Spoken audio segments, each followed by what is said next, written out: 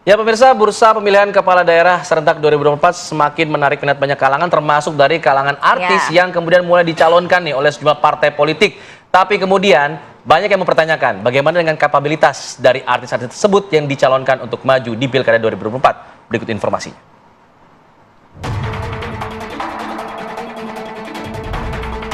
Bursa pemilihan kepala daerah serentak 2024 menarik minat banyak kalangan.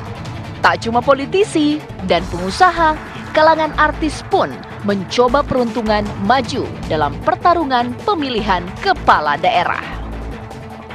Raffi Ahmad memiliki nama besar dan popularitas yang tak diragukan lagi, membuat sosok Raffi Ahmad kerap digoda oleh partai untuk terjun ke dunia politik. Ya, Raffi Ahmad belakangan kerap warawiri dengan sejumlah tokoh. Akankah Raffi benar-benar dicalonkan sebagai kepala daerah? Atau sekedar figur yang sengaja disodorkan untuk mendulang suara?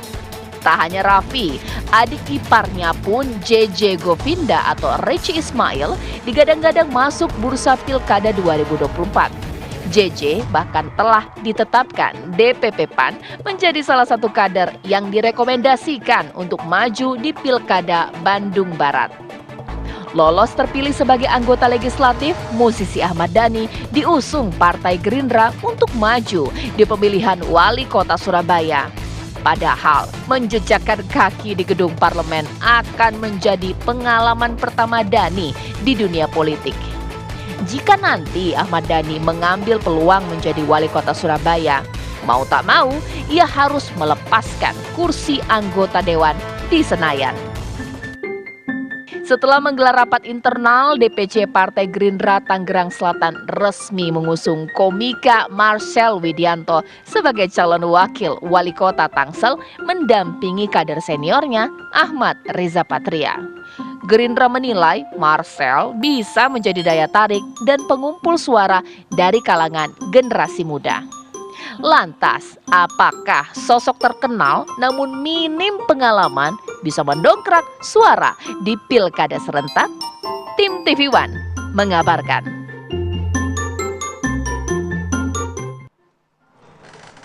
Pertanyaan lanjutan, apakah para tersohor ini artis-artis yang namanya memang sudah dikenal oleh masyarakat yang punya popularitas, akankah memiliki kapasitas atau kapabilitas dalam dunia politik? Untuk itu kami ajak Anda pemirsa pagi hari ini untuk berdialog lebih dalam mengenai hal ini. Sudah hadir bersama kami di studio Bang Nyarwi Ahmad, analis politik UGM. Selamat pagi Mas. Pagi, Kira. Sehat ya, alhamdulillah. Assalamualaikum. Sehat. Kemudian ada Mas Arief Nurul Imam, analis politik dan Direktur Eksekutif Skala Data Indonesia. Selamat pagi, Mas. Pagi, Mbak. Sehat ya, Mas ya? Alhamdulillah sehat.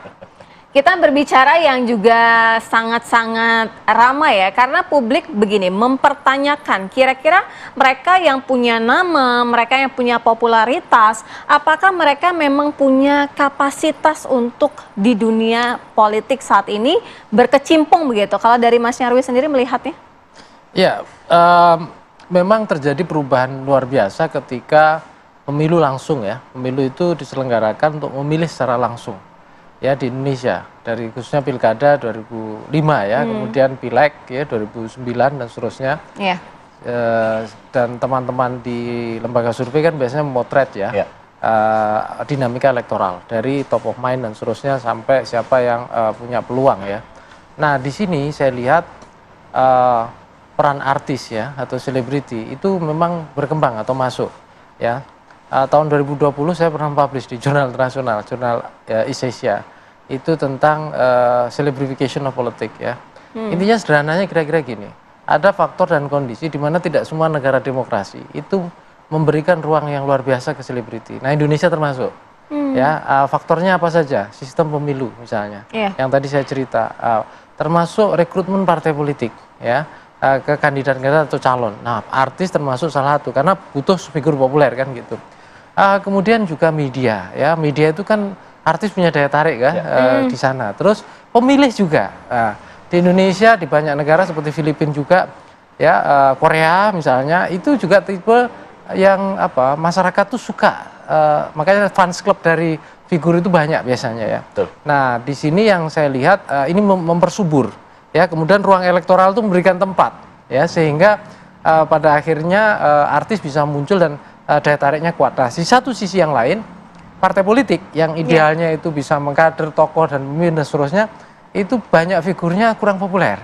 Ya, rata-rata, bahkan di banyak data survei ya Mas Arief ya, itu kan kadangkala juga walaupun figur penting di partai juga masih kalah populer gitu loh. Nah, kebetulan artis ini udah populer duluan. Nah, sementara panggung politik elektoral, bias popularitas tuh luar biasa, punya impact. Nah, dan artis juga punya apa yang disebut dengan namanya affective power.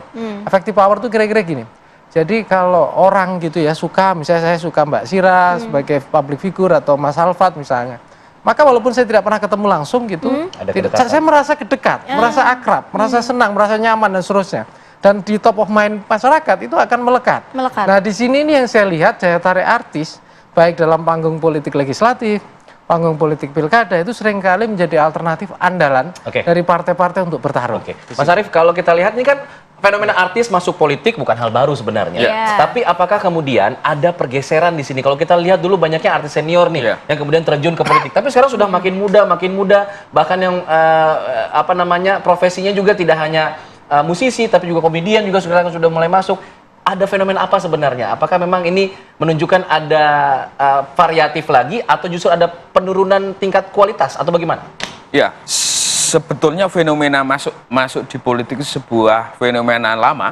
Kita tahu misalnya politisi senior Rano Karno, ada Dede Yusuf, Deddy Miswar, itu latar belakang artis. Tetapi memang belakangan terutama di pilkada ini ada beberapa artis yang masuk di bursa pilkada di Tangsel Bandung Barat.